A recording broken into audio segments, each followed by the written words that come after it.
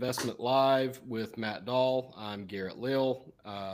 Matt is trying to clean his camera, it sounds like you had a bad facial experience in the last couple of days from what you were telling me there. You're kind of recovering from that. So you've just had a rough week. It sounds like it's been, it sounds like it's not been a great week in Matt's world. Yeah. Terrible facial experience. I bought a mirror. That's a great lie. I like that. Yeah. What's wrong with you, April? How can you be married to me? Gosh, I look like one of the stars of Fraggle Rock. Well, it has to speak to your bubbling personality to some extent, right? Well, that's even worse. I mean, Jeez. I'm not here talking to you because of your looks. That's for sure. Yeah, I really don't have a lot of, qualities to begin with. So it's what's behind the face that matters. She's there for the brain. No, yeah, you just make it think worse. That's it. Just making it worse. So what's going on, man? We've got it's overall. I mean, since we talked last week, if we just snapshot last week and look at where we're at today, it's almost the exact same. The market's right now at let's see where we at right this second, 64.68. Last week, Friday, we closed at 64.60. So we've moved 8 points in 5 days. That's not a lot of movement. Had a little bit of a drop Tuesday, little rally back, hit an all-time high yesterday at the close. We hit an all-time high this morning, intraday. So I brought it up to you, it's been a quiet week, and you said, well, yeah, it was until this morning. So what's going on today, September 5th, 2025? What's going on? So I think, again, the Intelligent Investment Show gets to a victory lap. Nice. We've been saying since January that there's going to be 3 rate cuts this year, right? Plus or minus 1, but our base case was 3. And there was a time, especially in right after the tariff talk, early May, that the chances of even 1 rate cut this year were very, very low. The chances of 3 rate cuts this year were effectively non-existent, right? Because it ebbs and flows with the data, and I can understand that. But you have to be able to look through the current data, directionally where the data is going and where it's headed and where it's going to be in several months out. That's literally what we're paid to do, right? And if you're able to do those things, you can kind of get ahead of what the rest of the market will do, right? How you infer from that data, we all have the same data. Howard Marks has it better than anyone else. We all have the same access to the same data. We all have that same data. What we do with that data varies all over the place. Okay. Yeah. So, we think we were correct in our base case of 3 rate cuts this year. Okay. And I think that is part of the recipe to get that market in that 68, 6,900, 7,000 range toward the end of the year, getting that 10-year in the 375 range. Well, it made a heck of a move today. It's at 406. A week ago it was 430. Okay. So it's moved significantly. So not a big move in the stock market in the last week, but it has been a big move in the equity market, and pretty much all of that move was today. We had it's been slowly kind of slowly coming. I think we hit 417 yesterday on the 10-year. What we had today was counter here. We had the unemployment survey, the ADP employment survey come in a week yesterday at 54,000 jobs. We had JOLTS come in Wednesday at basically 7.2 million jobs, 7,881,000 job openings. Okay. We are now below, we now have more people looking for work than we have available jobs. Okay. Consensus was 7.37 million. Okay. Now, last month was 7.35 million. So we've seen about 190,000 job openings loss over the last month. Okay. So what happened today, though? What happened today was payroll. Jobs report came out. 22,000 new jobs were created for the month of August. 22,000. That's not a lot, right? June was also revised down again, and it was revised down to negative 13,000 for June. Okay. July was revised up like 3,000 to 79,000, but I fully expect that to be revised down at some point. So if you take the what I did is I looked at the last 4 months. Okay. I looked at May, June, July, August. Okay. And what is that 4 month window telling us? Because we know that's when, all the tariff talks started to happen and things started to get a little wild. The 4 month average new jobs is 27,000. May, Average. yeah, May through August. If you average those 4 months, 27,000. Okay. So what was it the previous 4 months? So if you take the 4 month chunk, right? 122,500 January through April. So we've had an 80%, effectively an 80% decrease in new jobs on a 4 month average, not on a month to month basis, because those monthly numbers, they can be noisy and rock and roll around, right? But when you start looking at it through a 3 or even a 4 month average, you can really see a significant move down. And I was actually looking at the new jobs numbers on the grid in FactSet this morning, and you can see just January, February, March, April, and then May, it just crashed right down, right? And I think that has a lot to do with immigration. Okay, so we've been kind of looking at the break-even rate. Okay, and this is what actually makes this 27,000 new jobs even more alarming. Okay, is the break-even rate a year ago was 160,000, 175,000 new jobs created every month. That was the break-even rate. What that means is it called 175,000. At 175,000 new jobs created per month, the unemployment rate is not going to go down and it's not going to go up, because of people retiring and leaving the workforce. That's about the number. Okay. Well, due to the fact that we have far less people coming across the border now, and we have far less immigration coming in now, that new break-even number, I've seen that as low as 32,000 a month, as high as 82,000 a month. The consensus number that I think is probably closest is about 70,000 a month. So the new break-even number, because we have fewer people coming into the country now, is about 70,000 a month. So it's a pretty low threshold to come over, and we are still whiffing that by 60%. Okay, so we're not even hitting that.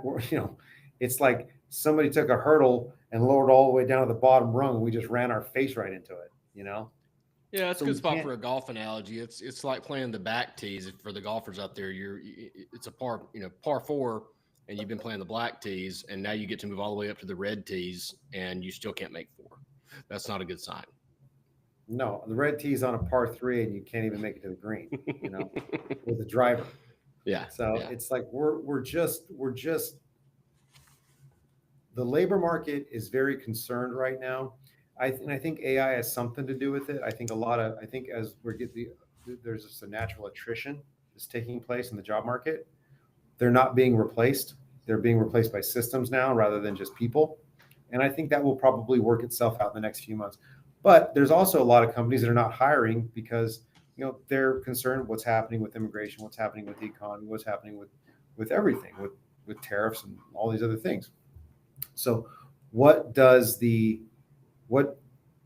tell you? That tells you the economy is softening, and it's softening in a very material way, and it's starting to show itself in the labor market. Okay, and this is that inflection point. Today, as Matt and Garrett sit here on September 5th, year of our Lord 2025, it is that inflection point. And we told them, we didn't tell them anything. We've been saying for the better part, I would say the last 5 months, that they need to get these rates down. We were ahead. Why? Because you fix the roof when the sun is shining. You fix the roof when the sun is shining, so you don't run into problems. Okay. Well, the clouds showed up today. The clouds have been gathering. We've been talking about this. Well, now it's going to start to rain here pretty quick. So all of a sudden, there's this now rate cuts are sort of baked in. There's an 87% chance of a rate cut, of course, this month. Okay. What I found interesting though is they're not giving it a double cut enough credibility. There's only about a 13% chance of a double rate cut this month. Okay. I think they should do a double rate cut. They should do a double rate cut now, a rate cut in October, and then another one in December. They need to bring this down. The Fed funds rate needs to be 100 basis points below the 10-year. That's where it needs to be. That's the healthy relationship. Okay. The 10 years at 406 right now. Okay. And that's the bond market screaming. We've had a massive move, the 2 years down to 347. Okay. So we have this huge, we have the bond market now screaming its head off at the Fed saying, you need to lower these rates. You need to lower these rates. So it's the bond market is telling the Fed that rate needs to be between about 3 and 3.5%. So call it 3.25 today, right now. That's where it needs to be. And they're at 4.5 on the upper bound. Okay. And every single discussion that one of these Fed governors has or these Fed members have, it's inflation. Well, we're not sure about what's going to happen with inflation. We're starting to see some of the pass-throughs of tariffs come through into the CPI and the PPI numbers. Again, that's not inflation. That's not a supply and demand imbalance. That is a price level shift due to a tax called a tariff. Okay, which in my opinion, should require monetary easing on the other side. If we have fiscal tightening from a tax, obviously a tariff, well, to combat that, you would need monetary easing. Okay, but for some reason they think a tariff, a price level shift due to a tariff, is inflationary, and thus signals a hot economy when it's the opposite. And I really don't know where they're coming to these conclusions from, because it's pretty basic. Okay. They should have started cutting in May. Okay. If it was up to me, they would have cut in May, but they really were screaming, other people were screaming they need to cut in June. Okay. They didn't cut in June. They didn't cut in July. And they didn't even really signal any real weakness anywhere until Jackson Hole. Okay. And honestly, I mean, I'm not trying to be political here, but Trump was right about everything. Is right. Okay. Too late is too late. I mean, his name, Jay Too Late Powell, is too late. He's too late. This labor problem that is now starting to happen is no different than the inflation problem that reared its ugly head in 2021. Okay. The bond market was screaming at him then. He didn't listen. They didn't listen. The bond market screaming at him on the other side. They're not listening. And now we're starting to see weakness in the labor markets.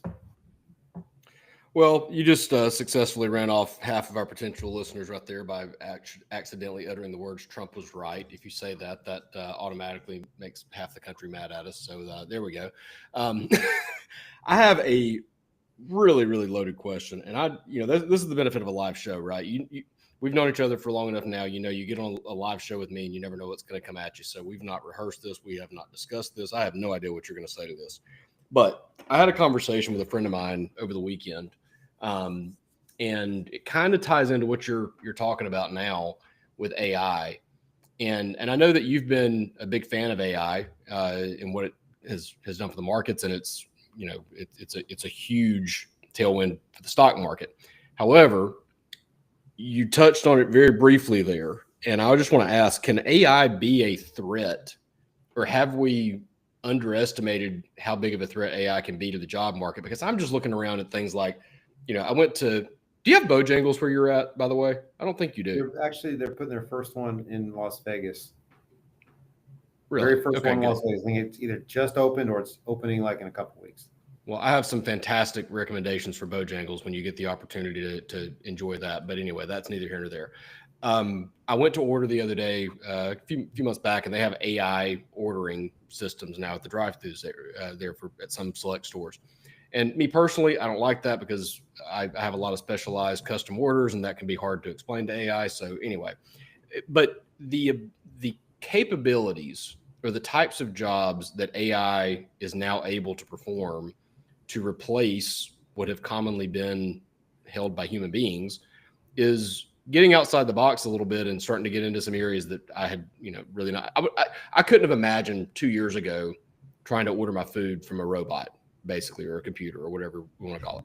So, and I was just thinking about this as you were talking, can AI change the definition of skilled labor versus unskilled labor, or redefine what skills you need to find a job? Because a lot of the things that I want to say lower paying traditionally unskilled labor jobs are going to be able to be replaced by AI. But even some skilled positions, I mean, the guy that I was talking to the other day, he has I mean, he went to school for a long time to get the job that he's got. Okay. But I was even telling him there's a chance that, I mean, I could see a computer replacing the knowledge that you have and being able to do that to the point where your $150,000 a year job turns into a $60,000 a year button pushing job, because we don't need your knowledge anymore. The computer can do that. We just need somebody to push the button and hand out the supplies. Can AI take over so many different tasks that we end up finding it hard to find jobs for human beings? Well, I think that's starting to take place now. And I think if you look at what jobs AI is taking over, it's lower skilled, for lack of a better word, white collar jobs, your customer service people, those types of things. Okay. Phone operators, a lot of that. And I think that's a lot where a lot of people, but I think there's an interesting cascading effect that happens. Okay. And I've not fully developed this thought yet, so it might come out a little clunky. Mm-hmm. But a lot of people, they maybe they start in customer service, they start on the phone boards or whatever it is. Now that's an AI thing. Okay. And they develop their skills, they develop their relationships, and they develop who they are as an employee, as a person, as a worker, and eventually as a leader into these companies. And that's what leads these companies. And honestly, I'm a big proponent of people who are loyal to those companies, who have done a good job for those companies, who stick with those companies, should be rewarded with those companies, by those companies, and be put in leadership positions if they're competent, they can do it. So I think a lot of that is going to go away. So when people are hired now, are they going to be hired into more senior positions directly from school or from different industries? I don't know that particular part of the system is necessarily worked out. I don't think anyone really knows how this is going to end. It absolutely will replace jobs. I mean, we've had, there's been some attrition here at our firm, which is rare. And we've not replaced those people. We've installed AI systems, right? Note taking for client calls, things like that. General planning tools and all. We're using these things now, these AI tools, and it's saving us a lot of time. So one of the metrics I look at on S&P, and I try to follow as a business owner, is revenue per employee. Okay, how much revenue are you generating per employee? So you look at a lot of the businesses where they become insolvent and they're not well-run businesses. One of the key factors is what is the general revenue per employee? Okay, and I like that number to be $500,000 or higher.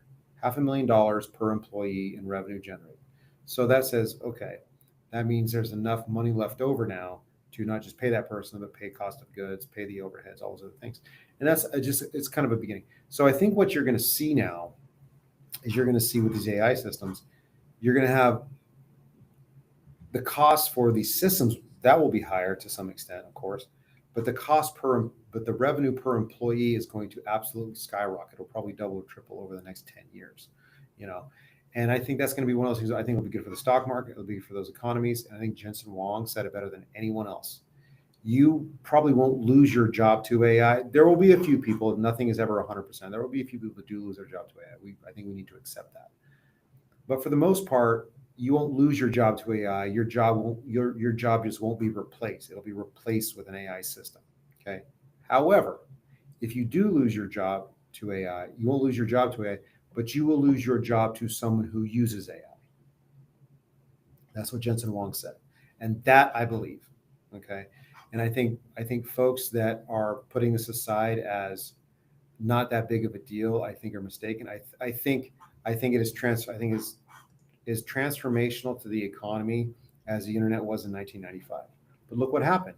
We all thought that every brick and mortar store was going to go up in flames and we were all done shopping and everything was going to be Amazon. Everything was going to be on the computer. We're just all going to sit at home and we're going to live a life like WALL-E where we're all floating around in little chairs in space. Mm-hmm. Right? Well, it didn't turn out that way. And I think the other side of this argument to say would be we can't we can't discount the human factor. Okay. The human factor is incredibly important. Okay. People want to talk to a person, they don't want to talk to a robot. They want, specifically in our industry, and you know this well, is when it comes to people's money and their plan and their estates and all of it, they want to know that what they're talking to is a person with compassion and understanding and can see through, you can not just look at the numbers, but look at the human and what challenges they faced to get to where they got to. I mean, if you're talking about, I'll never forget, a long time ago, there was an older man who was born in the deep South, and he went to school in the deep South, and this was many, many years ago, and he was very old then. So he was an African American man, and he was a physician, and he was incredibly bright, and he mopped floors to get through college and medical school. Okay, the guy was incredible. He was an incredible human being. He was married to his wife for like 65 years. These were two just amazing human beings, and I love speaking with them. Okay. So you look at someone like that human equation that they communicate to me, that affects me. That matters to me.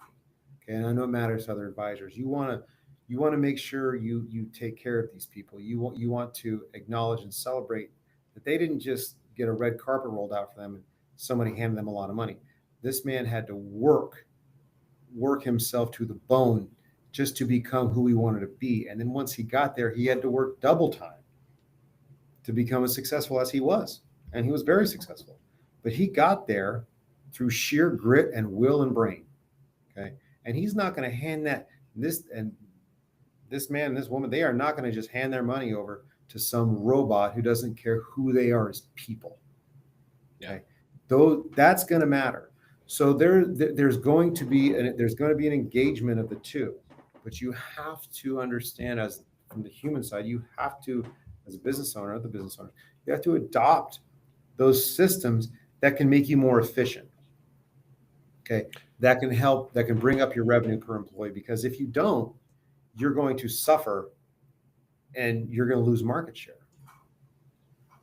Yeah, we hadn't discussed this, and we hadn't, obviously rehearsed this at all, but you really couldn't have answered that any more in line with where it was kind of going with it, I think, because I think that when you look up the definition, I literally had to do this just now, the definition between skilled labor and unskilled labor, I think the skills that differentiate those two categories are changing maybe faster than we realize them, because what happens, I did a podcast about this on my podcast for financial advisors, the Advisor Advocates podcast, where I talked about the more technology evolves and becomes a bigger part of our industry, it actually ends up increasing the importance of the human element, because you can't win based on your technology anymore. Everybody's got the same technology. That's not a key differentiator. Your people become the key differentiator. Now, maybe not the right platform to this isn't what we usually talk about, but I will say to listeners, viewers, your clients, whoever may hear this, I have kids. My kids are 13, 10, and 6, okay, or almost 6. And they have grown up at a time where you didn't really have to learn people skills, right? You make friends online as much as you meet them in person nowadays. And we live on our devices, and we live on, on technology. And the scary thing about that is, when I think about my 13-year-old or my 10-year-old or my 6-year-old and think about the types of skills they need to develop to be able to have good careers and to be able to have good jobs when they get out of school, they probably need to be developing the very skills that they've not had to develop for the last 20, the last 10 years because of what technology has done. Because I think what's going to happen over the next, little bit is, as AI can do more of the, for lack of a better word, menial tasks, then you're going to have to develop some human skills. And we've spent a generation untraining humans on how to have human skills because of the advancements in technology. So I don't mean to go on an unprompted, soapbox there or tirade, but I think that was kind of where I'm going with that. Is that I think that it doesn't mean that none of us are ever going to have jobs, but I think what AI is going to do is change that qualification section on the job boards or the job postings that tell you what skills you need to have. And I think that we're going to need to have that human element, and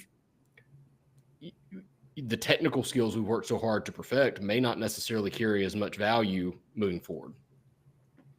And that's as much of a question as it is a statement. I don't think I asked a question in it, but I guess, do you agree with that? And is that kind of paraphrasing what you're saying there? Because I just think that you're right. I agree. Someone like who you were describing, they want to trust their money to somebody who has empathy and has compassion and has that human element, and you can't train AI to have that.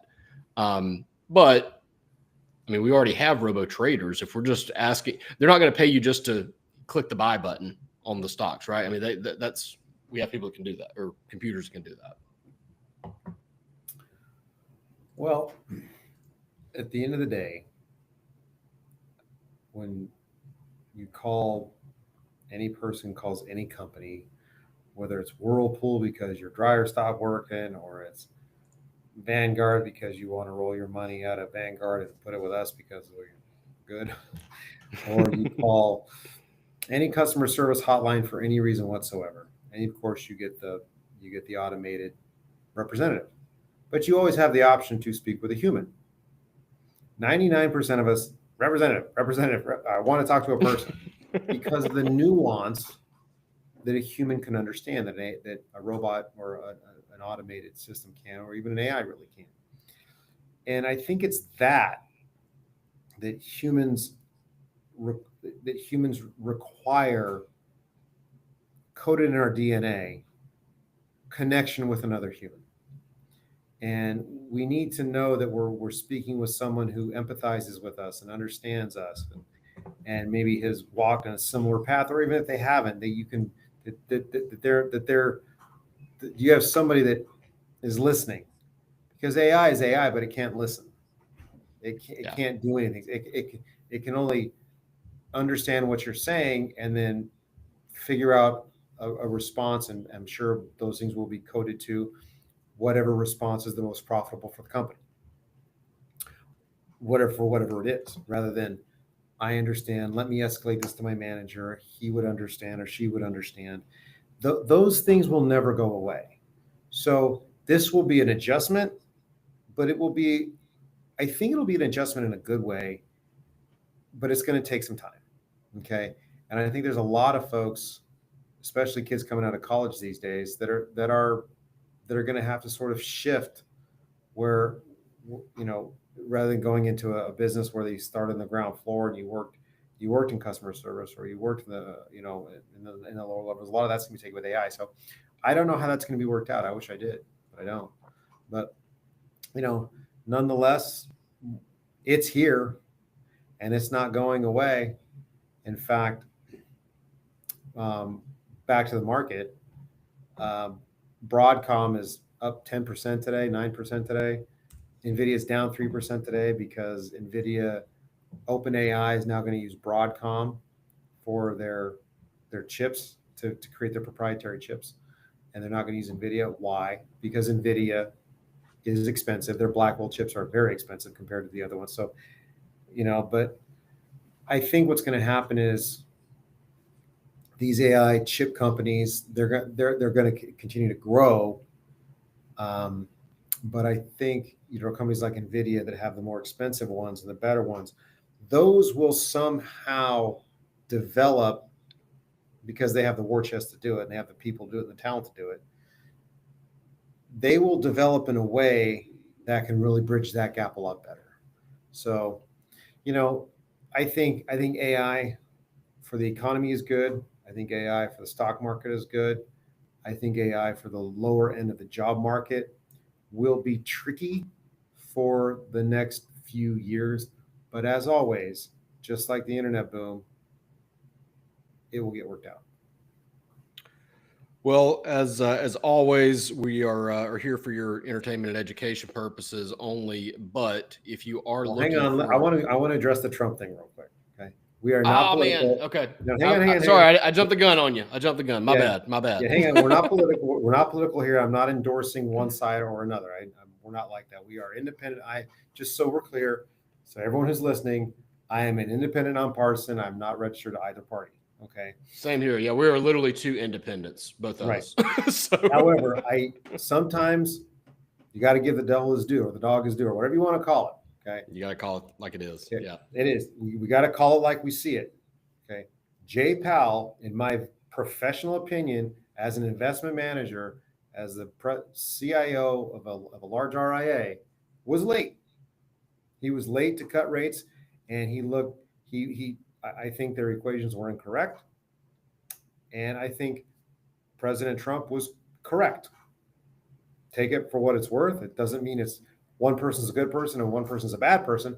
It just means, in my opinion, based on the knowledge that I have, based on the data that I have seen, they should have started cutting in May. Okay. They didn't. Okay. They're just now going to make their first cut in a year in September, which should have happened several months ago, which would have prevented, I believe, this cooling of the labor markets. We have one last little thing that's kind of holding everything up right now, and that's services. Okay. ISM services came out this week at 52. So it was a nice little jump. Okay. ISM services a month ago was 50.1. It barely expanded. At 50, it's flat. At 49.9, it's contracting. It was 50.1 for July. Okay. ISM services for August came out at 52. Now, why is that important versus ISM manufacturing? Okay. ISM manufacturing came up a little bit, but it's still contracting. It was at 48 in July. It's at 48.7 in August. So it's still contracting, but it's not as contracting as fast. Okay. Manufacturing, although it's popular, doesn't hold as much weight. Okay. The services sector contributes 72.5%, 72.5% to US GDP, services. So that is the big, gnarly, fanged gorilla in the room for our GDP. Manufacturing is 9.5%. Okay. Yeah. It's not even, so services is 6 times the size of manufacturing. So we need services to keep going. Okay. We need services to do its job. And it is. But again, you fix the roof when the sun is shining. This will also turn and go the other way if the Fed, doesn't get the let out. Yeah. Well, as I was trying to tee you up there as we were going out there, I just will echo kind of what we were saying earlier, in that there are a lot of as the human element becomes more important, to whatever extent I'm right about that. I will say, Matt, you are one of the finest humans I've come across in the industry. In addition to a pretty good brain, as modest as you want to be about it, you're also a great dude. And I was just looking it up as we were talking here. Our next show will be our 50th episode. So at least 50 hours or so worth of chatting with you over the last couple of years, and I've really enjoyed getting to know you and becoming friends. So for those out there who are looking for an advisor with empathy, who has a brain but also has human compassion and just a genuine good heart, I got to be careful saying the word endorse, because I found out from the last time I said something along those lines that ends up creating like 7 paragraphs of disclosures when I say endorse. But if you're looking for an advisor, you should give Matt a call at 702-655-8300. He or someone on his fantastic team would love to chat with you. So, or just check them out at intelligentinvestment.com as well. One of these days we need to do a live from Las Vegas show. We really do. Yep. Yeah. We gotta get on that at some point soon. It's been a while. I actually, did I tell you, do you know that I got married in Las Vegas on purpose? You did. Yeah. Okay. Yeah. I think I told you that, but yeah, that was, it was funny when I was filing for the divorce. I thought, I wonder how many divorces start in Las Vegas. All of them. But, yeah. All of them. Yeah. Just the good ones. Yeah. I also got divorced in Las Vegas. Did you really? Oh yeah. Hey, brotherhood. Best decision I ever made. Sounds like it. Yeah. Second best. Well, I don't know, because if I hadn't divorced that one, I wouldn't have married that one. You couldn't have made the best decision if you hadn't made egg, right? That's chicken egg.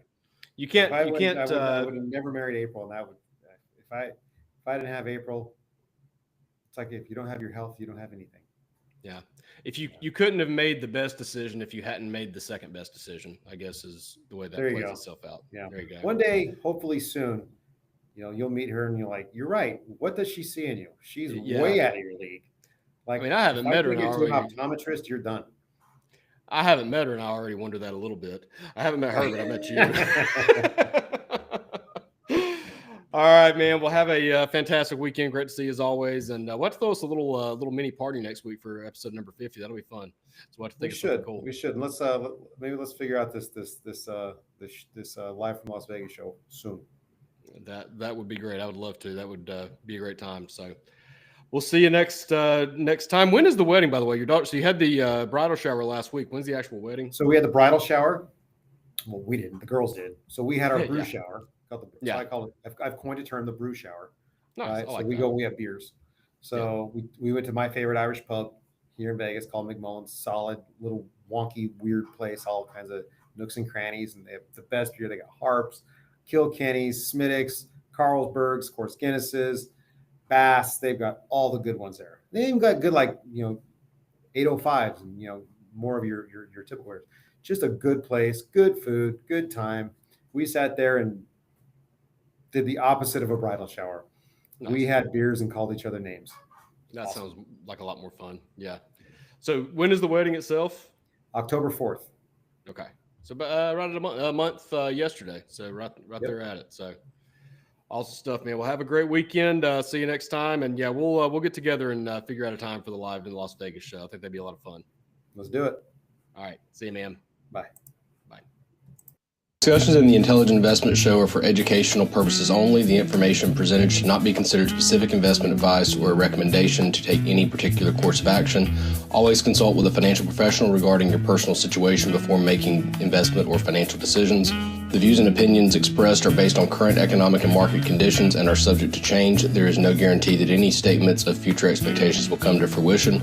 All investing involves risk, including the potential for loss of principal. Securities offered through United Planners Financial Services, member FINRA, SIPC. Advisory services offered through American Retirement Planning Group, ARPG and United Planners are independent companies. Garrett Lill and Wealth Partners are not affiliated with ARPG or United Planners. Any endorsement that I may have given during this recording, it is important to note that I am not a client of ARPG. The views expressed should not be considered representative in any way of my past, present, or future experience with MAT or ARPG. No incentives have been provided to me in connection with any endorsements I may have given on the Intelligent Investment Show. Investing involves risk, and there is no guarantee of any future results, performance, or success.